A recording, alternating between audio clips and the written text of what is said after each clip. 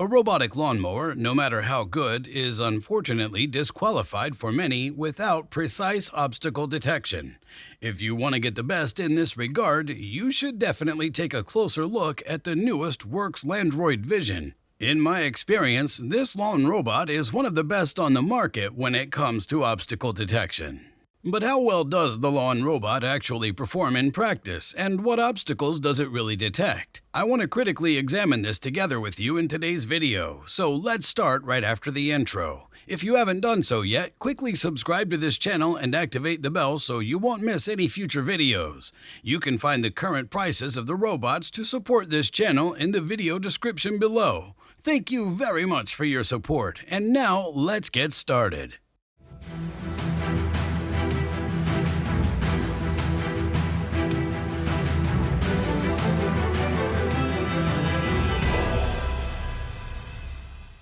In the past, I've already tested dozens of lawn robots for you on my channel and have had various experiences. From devices that detect the smallest obstacles to those that are practically as blind as a mole, everything was included. However, the Landroids from Worx were consistently positive. Compared to the older models, which relied on obstacle detection using ultrasonic sensors, the latest Worx Landroid Vision only has an integrated HDR camera. Let's find out what these can really achieve in terms of obstacle detection and how the robot deals with different obstacles. It's very important for me to mention beforehand, before some draw the wrong conclusions, that this video is neither sponsored nor initiated by third parties or the like, but is solely based on my personal experience and the objective results that can be seen in the video. Okay, so much for that point. Now let's test what the robot can really do. It's fundamental that we first install the latest firmware. For this, we place the lawn robot in the charging station, connect to the device, and then, if there are new updates, download and install the latest software under the firmware update section. The robot will restart multiple times during this process, so the entire update process will take a few minutes. Once this is done, we can move on to obstacle detection. For this, I've selected various obstacles to really push the lawn robot to its limits. From large obstacles like a soccer ball to very small obstacles like dog toys, everything is included. I've also planned an ultimate obstacle course. More on that later. Stay tuned. Let's get started.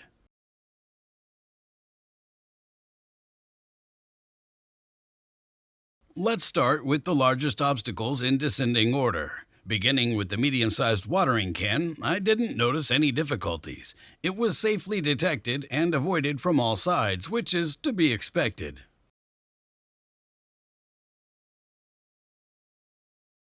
For the next smaller obstacle, the soccer ball with a diameter of about 22 centimeters, the result was identical. This was also detected without any problems.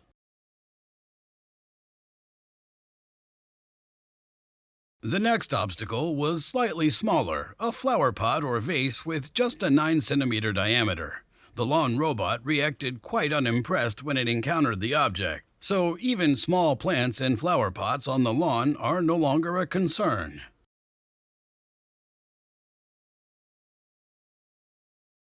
Larger children's toys are also found on the lawn, which I tested with a wooden bat. I was a bit skeptical since the bat is quite flat and sinks completely into the grass.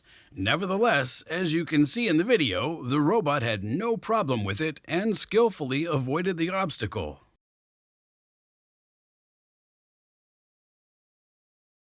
Garden tools are often left on the lawn after gardening. I tested this with a small shovel and can confidently say that it was also safely detected, despite being very flat and not standing out in color. In my opinion, this is a very good performance. Similarly, a garden hose left on the lawn after watering the plants is obviously not a problem for the lawn robot. We can leave it lying around without worry, as the robot skillfully avoids it as well.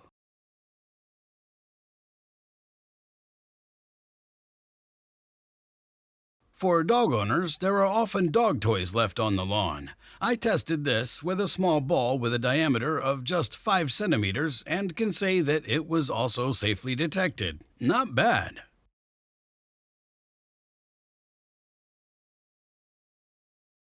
But what about even smaller obstacles, such as an extremely delicate badminton shuttlecock lying on the grass? Does it detect it or run over it? As you can see in the video, surprisingly, there were absolutely no difficulties. The tiny badminton shuttlecock was safely detected and avoided, which I find very impressive.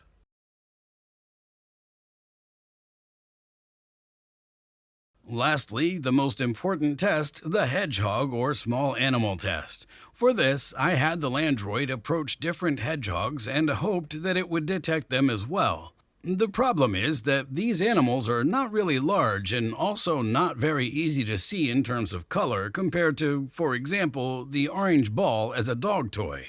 Nevertheless, I placed the medium-sized hedgehog dummy in the Landroid's path and watched what happened. As it approached the obstacle, the lawn robot thankfully stopped immediately and turned in another direction, which is exactly the behavior I wanted to see.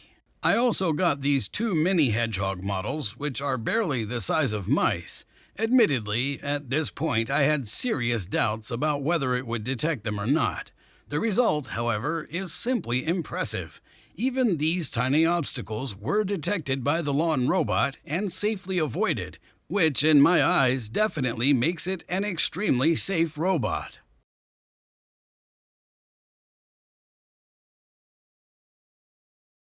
And finally, the already mentioned obstacle course, where I aim to push the Landroid to its limit with a final test. For this, I placed 17 of these medium-sized obstacle cones on an area of about 40 square meters and sent the Landroid into the course. The distance between the cones was sometimes less than 60 centimeters, which is a major disqualifier for many lawn robots. However, the results I observed were, in my opinion, very impressive and definitely noteworthy. As you can see, the lawn robot navigates almost effortlessly between all the cones and is very agile thanks to the steering roller at the back. Quick turns and delicate movements between the cones were no problem for the device. Only due to the robot's high speed, which sometimes prevented it from braking in time, it slightly touched a total of 5 cones during my test, causing them to topple over. On a positive note, it never drove over any of the already toppled obstacles, but avoided them from then on as well.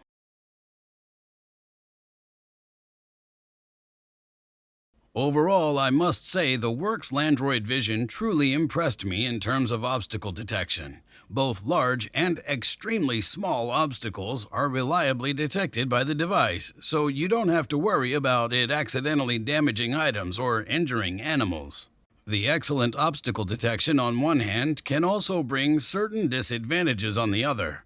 For example, larger bare spots in the lawn are also strictly avoided, as well as embedded walkway stones in the lawn. It simply doesn't want to drive over them.